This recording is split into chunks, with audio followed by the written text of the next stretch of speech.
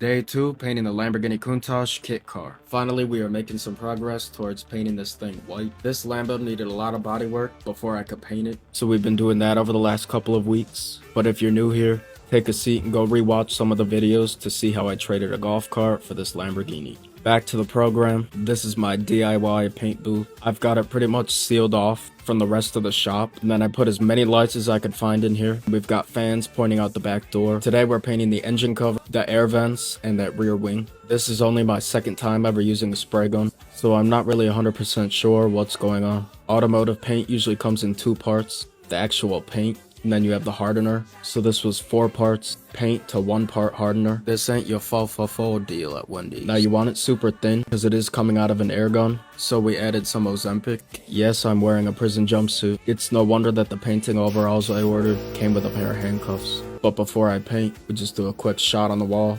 I know it's quite exhilarating watching me paint a gray object gray. But after I get everything primed, we can finally paint this car white.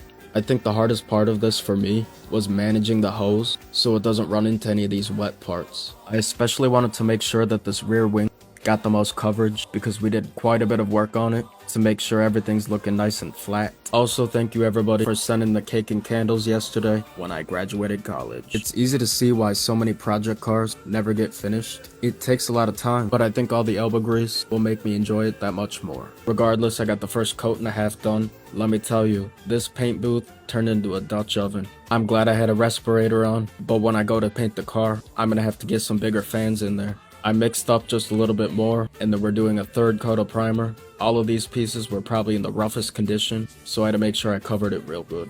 But I think everything turned out well. These just need a quick wet sand, and we can paint them white. Of course, in between, I'm also finishing up, sanding the rest of the car down. So the next step will be masking everything off to try and mitigate any overspray. And then we'll have to pull it into the paint booth. So hopefully just another 3 to 5 business years, and we can start putting this thing back together. Hasta la pasta.